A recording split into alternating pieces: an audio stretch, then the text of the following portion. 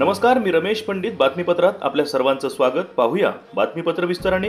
राज्यात सध्या कायदा आणि सुव्यवस्थेचे धिंडोरे उडाले आहे. मागील 2 दिवसापूर्वी विधानभवनाच्या परिसरामध्ये 2 गटात तुफान हाणामारीची घटना ताजी असताना मराठवाड्याच्या लातूरमध्ये देखील 2 गटामध्ये तुफान हाणामारी झाली आहे.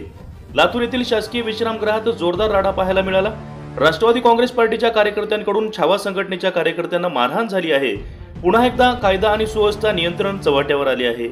आपण पाहू शकता की कशा पद्धतीने 2 गटातील कार्यकर्ते आपापसात भिडले आहेत.